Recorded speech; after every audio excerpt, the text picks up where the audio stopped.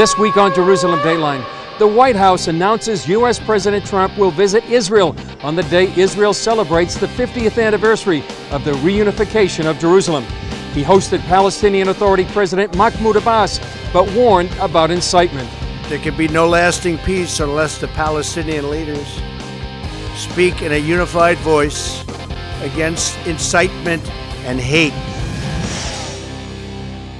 Hello and welcome to this edition of Jerusalem Dateline. I'm Chris Mitchell, coming to you this week from the Jewish Quarter, where sights and sounds of many of the visitors coming and going to the Western Wall and the Temple Mount.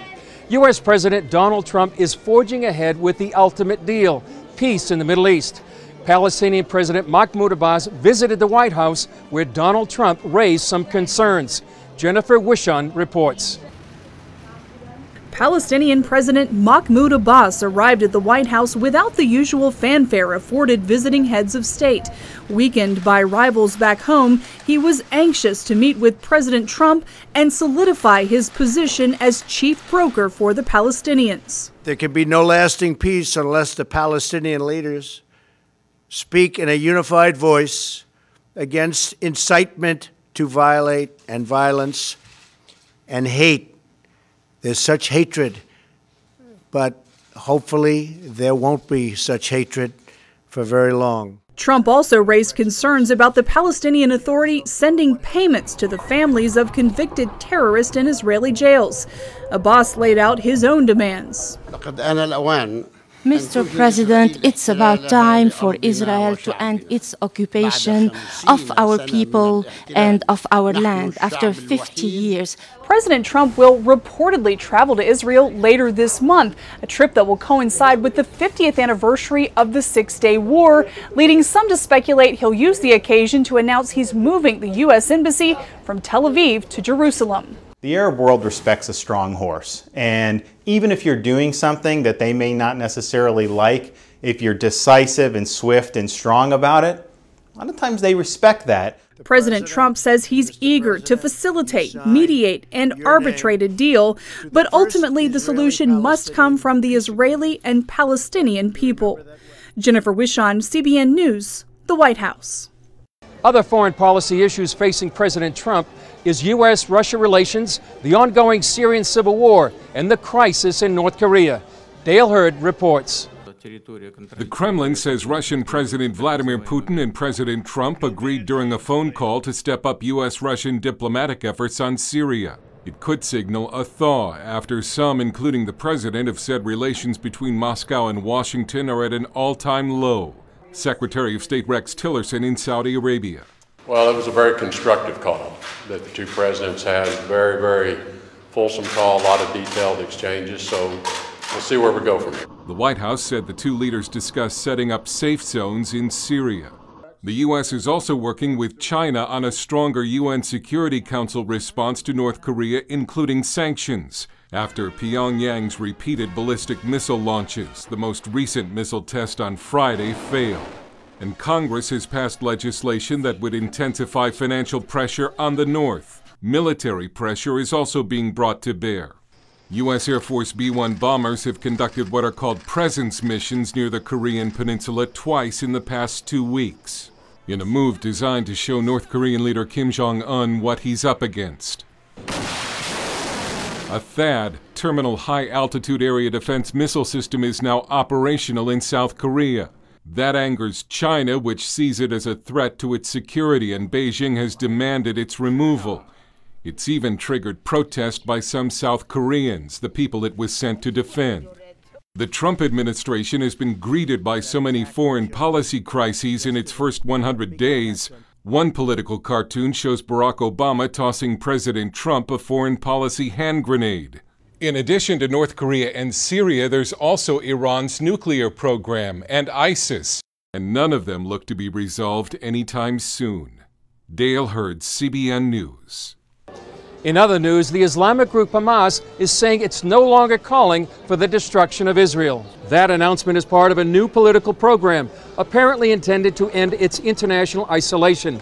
Still, Hamas also says it refuses to recognize Israel as a state, and it isn't renouncing violence.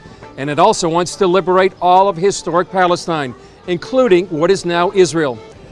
A spokesman for Israeli Prime Minister Benjamin Netanyahu says the new plan is an attempt to fool the world, but that it will not succeed. It's ironic that I'm not standing too far away from the Western Wall and the Temple Mount, but UNESCO, the UN group, voted to disavow any Israeli sovereignty over Jerusalem. On the bright side, Israeli Prime Minister Benjamin Netanyahu said fewer countries voted for the anti-Israel resolution. 3,000 years ago, Solomon built his temple there. This is the same temple that that was rebuilt by the exiles of Babylon. It's the same temple that Jesus visited when he overturned the money changers' tables. He didn't do this in a monastery in the Himalayas. He did it in the Jewish temple here. And UNESCO said a year ago that we have no connection to the Temple Mount. This year, they didn't say that. That's an improvement in the march of absurdity. 100 U.S. senators wrote to the Secretary General of the United Nations and said, enough. The theater of the absurd when it comes to Israel has to stop. The Al-Aqsa Mosque behind me is one of Islam's most recognized structures. Long before the UNESCO vote, just a rumor about Israel undermining that site sends Muslims around the world into a frenzy. It's a dishonest tactic aimed at undermining not only Israel, but Judeo-Christian values as well. It's one of the most holy and contested pieces of real estate on earth, the Temple Mount. For decades, Islamic leaders have incited Muslims to violence by telling them that the Al-Aqsa Mosque is in danger. First, they claim that the Israelis were undermining its foundations to make it collapse. Now they also say it's a threat even for Jews to pray on the sacred plateau. Extreme movements believe that Israel is planning to build the third temple and to destroy their holy shrine. Known in Arabic as the Haram al-Sharif, or Noble Sanctuary, it's the place where two consecutive Jewish temples once stood. The second was destroyed in 70 AD by the Romans. Now, Muslim mosques occupy the site. The Golden Dome of the Rock to my right is the most identifiable Muslim shrine on the Temple Mount. But it's the gray-domed Al-Aqsa Mosque to my left that Muslims consider the third holiest site in Islam. Al-Aqsa was first built in 705 AD. In Muslim theology, the site precedes the Jews and goes back to creation. You know, Adam, when he descended from the heaven, he came here and he was pray here. No different between Sulaiman and King David and all the prophets is all the same. They're all been in Al-Aqsa Mosque. Today, the entire plateau is referred to as Al-Aqsa. Nadav Shragai wrote the Al-Aqsa is in danger libel, The History of a Lie. He says when Muslim leaders want to unite the masses, they claim it's in danger. The match that ignites the people and brings them to the streets and causes violence is this libel. Al-Aqsa is in danger and this is baseless. Archaeologist Dr. Gabriel Barkai says there have been excavations near the Temple Mount, but never under it. One of the cornerstones of Western civilization was never touched by the spade of the archaeologist. Barkai says it was Muslims, not Jews, who began digging in an attempt to rewrite history. Since the 90s, there were many destructive diggings going on in the Temple Mount, which were not for archaeological purposes, but the contrary, for destroying archaeological data. According to Shragai, then Grand Mufti of Jerusalem, Hajj Amin al-Husseini started the libel against Israel in the 1930s. He accused the Jews of wanting to collapse the mosques on the Temple Mount. That led to Muslim rioting and murder of the Jews, just the first of many incidents. Islamic expert Dr. Yitzhak Reiter says the tactic hasn't lost its potency. They really believe in what they think. The Al-Aqsa is in danger as long as Israel is controlling the eastern part of East Jerusalem. In 1969, the Muslim world blamed Israel for the arson attack on the Al-Aqsa Mosque by a visiting Australian Christian. That lie continues today. More trouble in 1996. The worst Israeli-Palestinian violence in 30 years broke out when Israel opened an exit for visitors to the Western Wall tunnels half a mile from Al-Aqsa. And in 2004, rain, snow, and a minor earthquake toppled the entrance ramp to the Temple Mount. That provoked an international Islamic uproar when Israel tried to rebuild it. We asked Muslims in Jerusalem what they think. It's in danger. To destroy him, to took the place, it's in danger. They are digging underneath it and digging and digging, and they don't find anything. God will save it. Experts say it's important the West takes notice now because millions of Muslims believe the lie is true. They say if it brought violence in the past, it will do so in the future. Coming up, a behind-the-scenes look at the making of CBN's new epic docudrama, In Our Hands, The Battle for Jerusalem.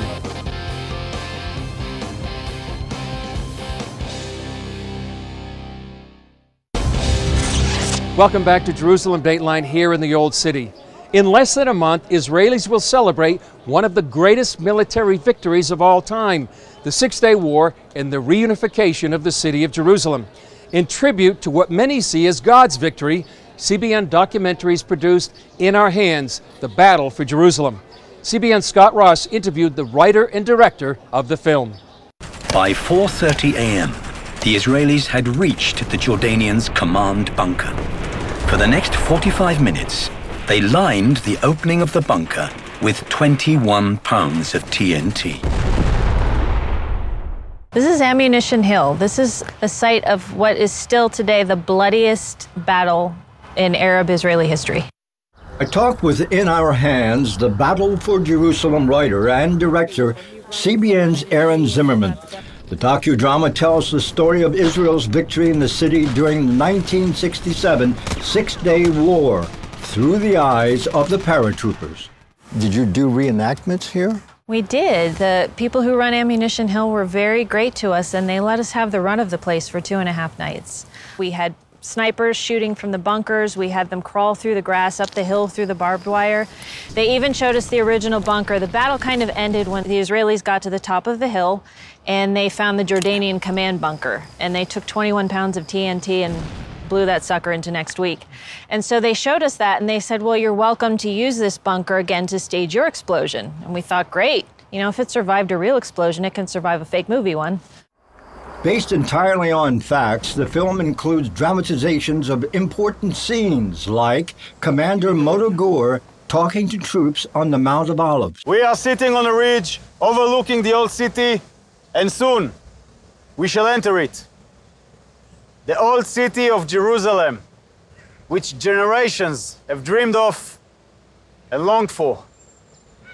We will be the first to enter.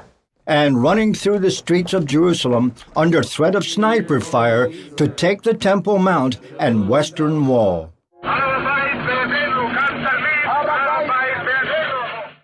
We had done another docudrama, The Hope, about the beginning of Israel, and we thought, what's the next chapter in that story? And we went to 67, and it's such a great story, and we thought, well, let's not do a dry documentary. Let's get to know some of the men who actually lived it. And digging into all the background, historical data, etc., that must have been an enormous undertaking.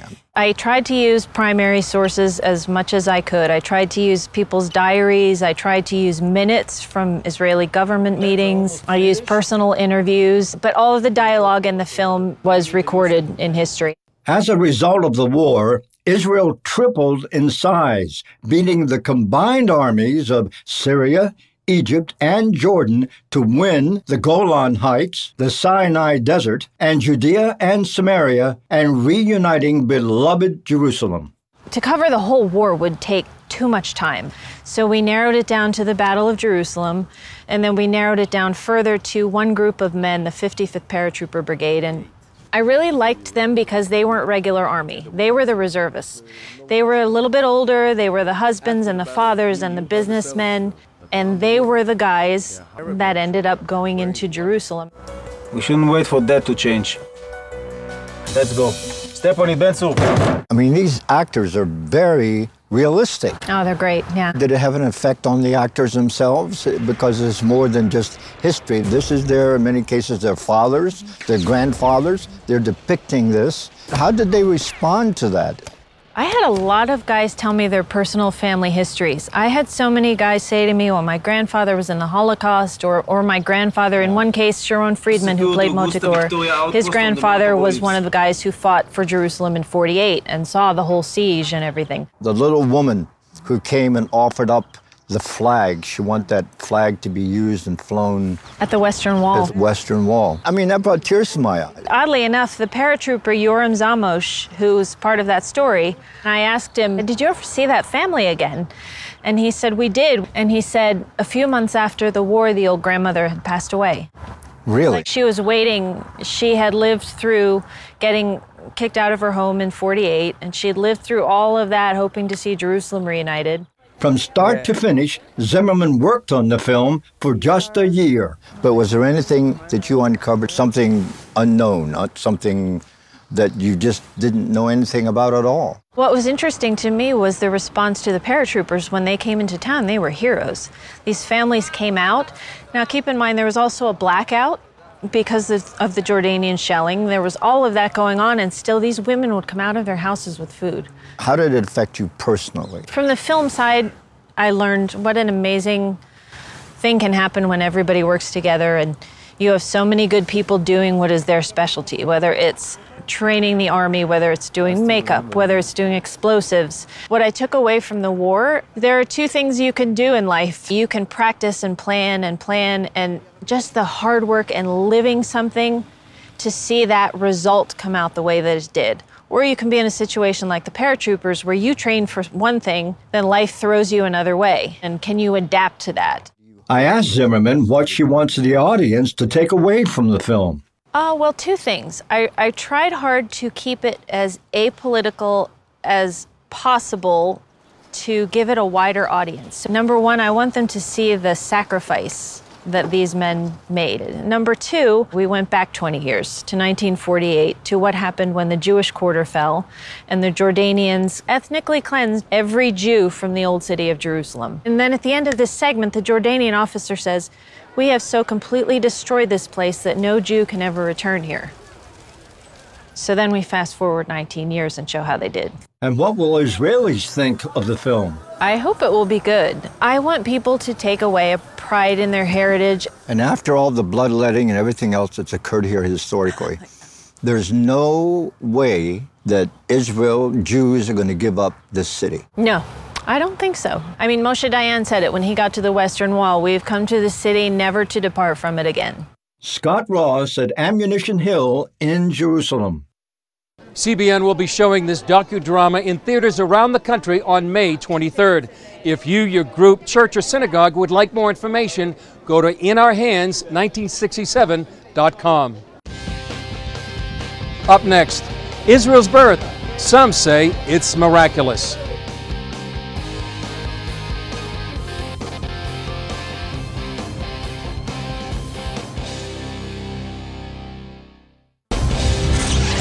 Welcome back to Jerusalem Dateline. Israel celebrated its 69th birthday on its Independence Day. Back in our studio, David Nekrutman, the executive director of the Jewish Christian Center for Cooperation and Understanding, told us what he believes is the hand of God on the birth of Israel. So a year after the establishment of the State of Israel, the chief rabbinate said, this is such a miraculous event. Remember, 2,000 years being divorced from your land, and like it says in Isaiah 66:8, a nation will be born in a day. Well, that's exactly what happened. We prayed and hoped for this. Now it's actually here. This is an extraordinary event that deserves praise. To me, the best answer to any atheist is explain the existence of the Jewish people.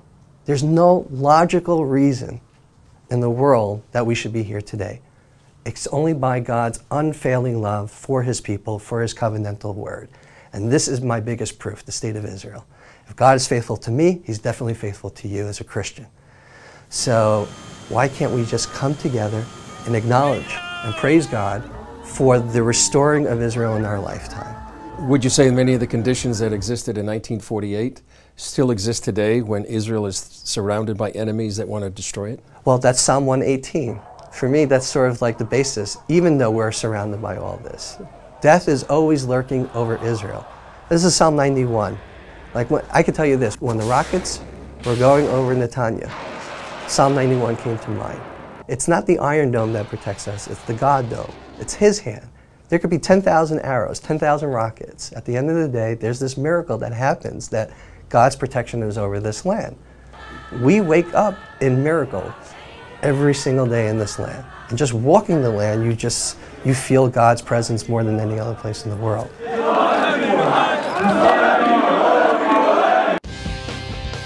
Coming up, a breathtaking look at Israel's independence after 69 years.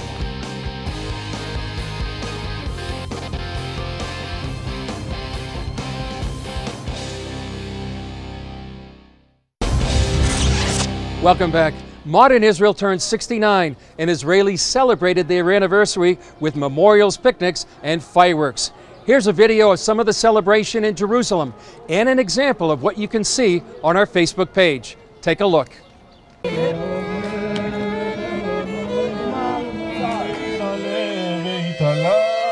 a 2-minute siren right now. You'll see people just standing in remembrance of those that died.